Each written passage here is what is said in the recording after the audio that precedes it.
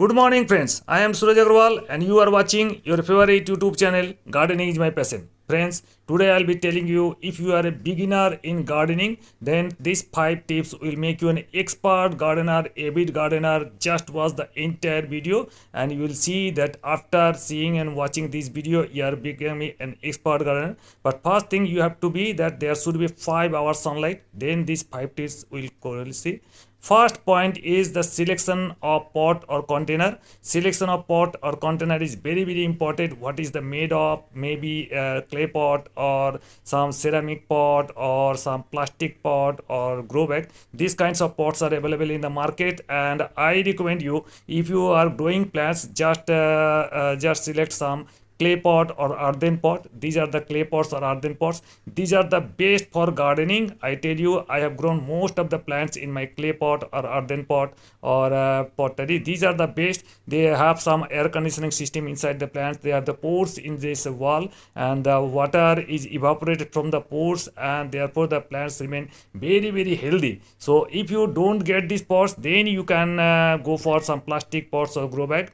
And if you grow in grow bag, these grow bags are very lightweight. If you are growing in terrace, then you can use these grow bags because they are very light in weight. And if you are growing some pots and plants, so pot size is also very important. This 1 size, 2 inch, 3 inch, 5 inch pots, because there's different size of plants. You have to grow in different pots, because if the plants are very small, you have to select a small pot. If you are growing a bigger plant, then you have to go for a bigger pot, because and there should be holes at the bottom, because for the water drainage of water, there must be holes, else the roots will be damaged and the plant will die. If there is no hole at the bottom, just screw it with a screwdriver, just make holes. If there are some plastic pots, there is no hole, then you have to make some holes at the bottom, else what will happen, the plant roots will rot and the plants will die. And if you are growing the seedlings, then also you have to make holes. And if the plant is very small, make sure that plants selection of pot is very small, because the water evaporation should be there every day. The water should be totally evaporated from there. And if the plants are growing 2 to 3 inch, 5 inch pot, then you can transplant in a bigger pot, so that the plant survival will be much better. If you grow, if first you grow in a small pot, then in transplant in a bigger pot. After around 15 days, you transplant in a bigger plot, and their plants will be very healthy, and the mortality rate will be very slow. Second point is proper watering is very important, because many of the people do the mistakes in watering, and excess watering. Sometimes due to the excess watering, many of the plants die. So you have to be very careful that the soil should be moist always, because if you are make the soils dry out totally, the plants may be wilting. So you see, our soil is moist but not the soggy, and you have to drench the plant in the early morning, not the every day, but every 3 to 5 days gap you have to drench the plant, so that the plants get the dirt and all the washed away all this, and the plants will build. But do it in the morning time, not in the evening time. If you do it evening time, there may be leaves will be weighty, and there will be some fungal infection. So you have to do it very carefully, and watering is a very important. Maybe in a once or twice in a day is needed. Number 3 point is soil and fertilizer. Soil and fertilizer mix is the very important thing. So soil should be oil drained soil. 99% plants love the oil drained soil. They take water, they need water, but not the soggy. And you have to add compost, around 20% compost and 80% garden soil mixture is best. Yeah, compost may be vermicompost, cow dung compost, or leaf mold compost, but I recommend you vermicompost, because they are they lots of micronutrients they contains, and NPK also. NPK ratio is very well.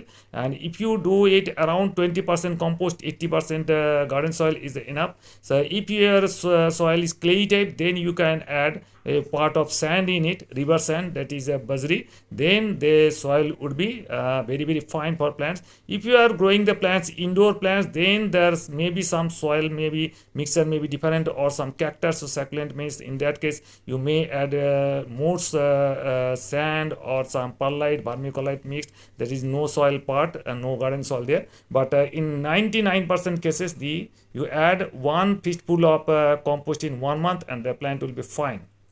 The number 4 is application of fungicide. Many of the gardeners do not know that many of the plants die after some fungal infection. In that case, I recommend you some of the fungus. Many types of antifungal are available in the market. I recommend you, this is the Trichoderma viride. This is the 100% organic. Apply 4 gram per liter. Around this is the powder. This dissolves easily in water. Apply around 1 teaspoonful full of this powder in 1 liter of water, and spray on the plants, and there will be, all the plants will be free from fungus. If you are growing some seedlings, then you can apply this chemical Amister.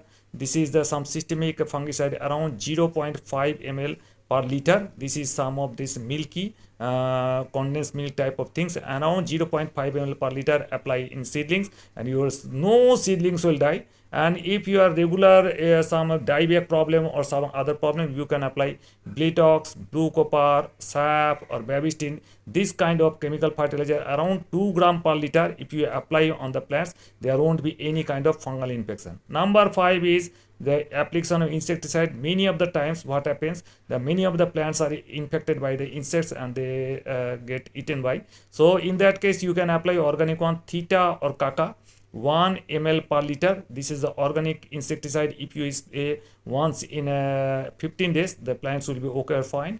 And else, if you want, you can apply some chemical insecticide, maybe Hamla. This is the cypermethrin chloropyrifos or Confider. This is the imidacloprid. 1 ml per liter. If you apply once in 15 days, twice in a month, then all the plants will be free from any type of insect infestation. Or if there is mealybug problem, white mealybug, then you can apply Actra. This is the thiomethoxam compound, or ECA. These kinds of compounds are easy for controlling any kind of mealybug.